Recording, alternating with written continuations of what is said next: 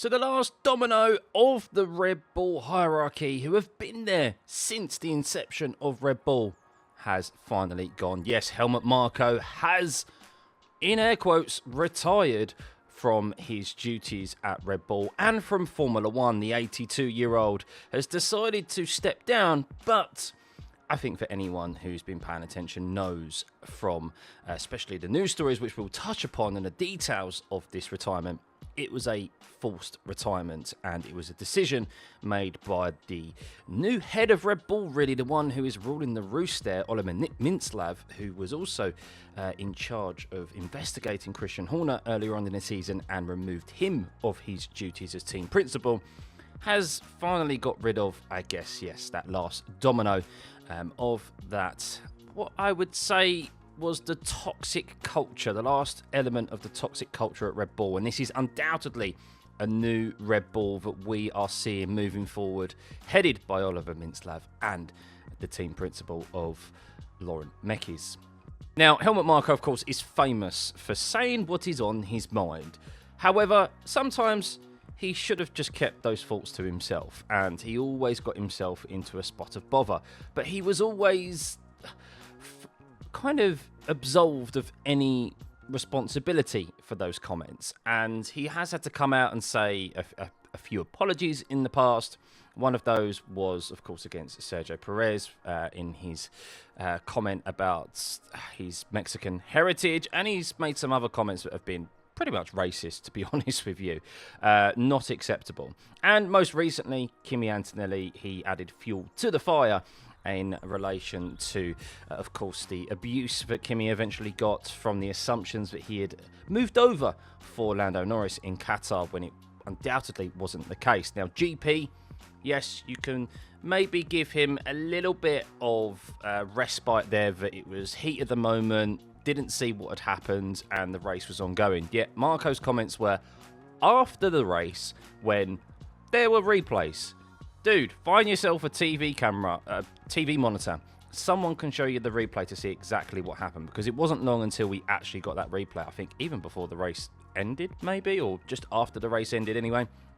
So ample opportunity to see exactly what happened, rather than go out and just basically spout fake news. And yeah, Kimi, of course, got a considerable amount of abuse off of that, which Max also wasn't happy about, and he went to the team, as reports are, to apologise, put out an apology to Kimi Antonelli. And well, I don't know if you remember that actual apology, because it didn't have the word sorry in that statement. So surprised about that. But that's also something that supposedly has kind of solidified this exit of Helmut Marko and his decision from the Thai side of the business, and Oliver Mintzlaff as well from the Red Bull family. So they're both in agreement that he should be moving on.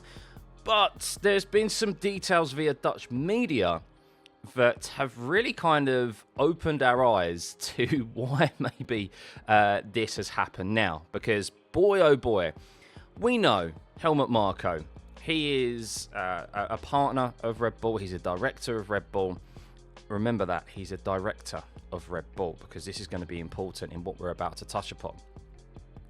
We know he's been in charge of the junior development program. He was responsible for discovering Max Verstappen. He's found some good talents in the past and brought them through. Not all of them have been successful, of course.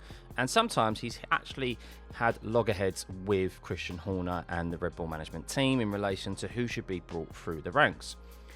And that brings us on to this season, because Dutch media are reporting that, in particular, Arvid Lindblad and Alex Dunn, he signed both of them up to contracts this year without the express approval of the Red Bull management team. Crazy, yes. So Arvid Lindblad is in RB VCarb next season for 2026, pairing up alongside Liam Lawson. And it looked like it could have been Alex Dunn pairing up alongside him, or at least Alex Dunn would be part of the development program, maybe as a reserve driver for probably VCarb or something of the like, because it has been reported he went and signed Alex Dunn up to a contract, which Red Bull management said they were not interested in bringing him onto the development driver program, let alone into an F1 seat. And he signed the contract with Alex Dunn anyway, which then infuriated the Red Bull management team because he's done that without their express approval. And they've had to pay hundreds of thousands of pounds, or whichever currency it is, to buy Alex Dunn out of his contract. Now, this makes total sense now as to why Alex Dunn all of a sudden ended his McLaren contract as a development driver. Because you would think McLaren is a good place to be, maybe a development driver. Yes, he's rode to an F1 seat, maybe blocked for a bit of time, because Oscar Piastri and Lando Norris are on long-term deals. Norris clearly isn't going to go anywhere anytime soon after just winning the World Championship. And I could see why maybe, okay, you want to maybe get out of that system because your route to F1 is blocked, similar to Gabriel Bortoleto, why he signed for Stake F1, soon to be Audi. And he's clearly it was because he signed a contract with Red Bull. There was rumours that was the case. And now he's not got that route into F1. However, it was rumoured also that he'd run out of money to still participate in F2, because F2 supposedly is around, you need $3 million a year. It's a very expensive sport if you don't know the route to F1 and just motorsport in general. And he's now participating in F2 next year, I believe. So, absolute roller coaster for Alex Dunn. No fault of his own. But how has Helmut Marko been able to bypass the Red Bull management? How has he been able to do this and go behind their backs to sign these drivers? So you're probably thinking, how is he allowed to sign off these contracts without upper management's approval? Well, that is because Dr. Helmut Marko is upper management. He may be publicly informed to everyone that he is in an advisory role. That may be the case on the surface level, but on the deeper level, he's actually a director of Red Bull Racing Limited. As you can see on your screen right now, as per Companies House, which is the UK government's database for all limited companies operating in the UK, you need to be registered if you're doing business in the UK. And, well, he is registered as a director. Now, if anyone knows anything about contracts, and if you don't know anything about contracts, there are sometimes some circumstances, depending on the type of contract it is, depending what industry it is. Sometimes you need 2 signatories from directors, and sometimes you only need 1 signature from a director and a witness. And that witness can be kind of really anyone. It doesn't have to be someone in the company. It can be someone who's not attached to the company. But ultimately, if it only needs 1 director's signature, which I'm presuming off of the stories that have been reported about Alex Dunn's contract and Arvid Lindblad's contract,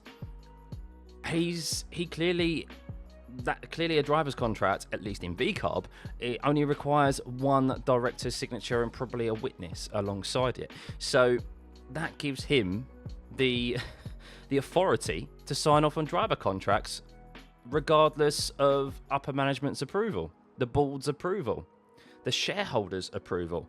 And yeah, that was probably the final straw that broke the camel's back in these signings with Lindblad and Dunn. Now, I think Arvid Lindblad was always on the radar and probably going to be that eventual replacement in VCARB anyway, but they may have wanted him to stay in F2 for another year because of his progression this year.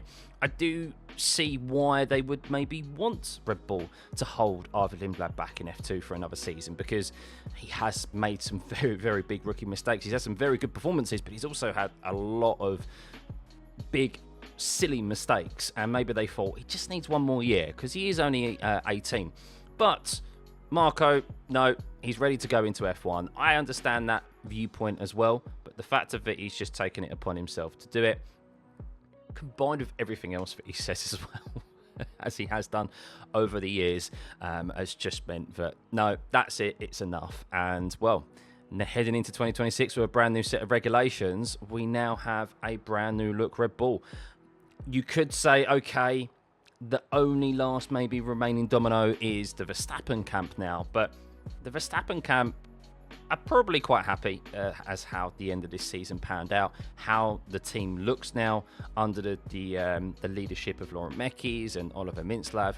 Of course, it will still depend on where the car is in the end of 2026, but I think that camp is so much more happier now that Horner's gone.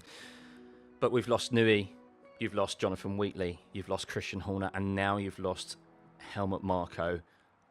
Those are the guys who made Red Bull what they are over the last 2 decades since their introduction into the sport.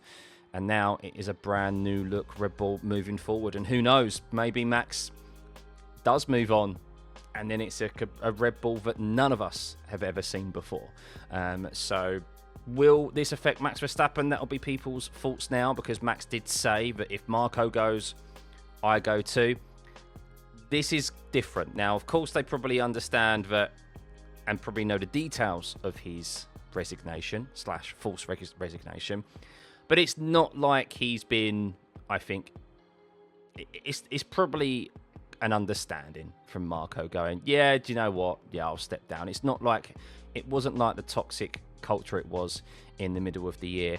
I think Marko and Horner definitely bashed heads, and they were on opposite sides of the coin, and how that they wanted the team to move forward when it came to Red Bull and that whole saga earlier on in the season. And of course, Horner lost out and Marko did stay, because Max did say, I would not stay at Red Bull if Marko ever left. But I think this is probably a situation where Max would be like, okay, I understand the reasons why he's gone.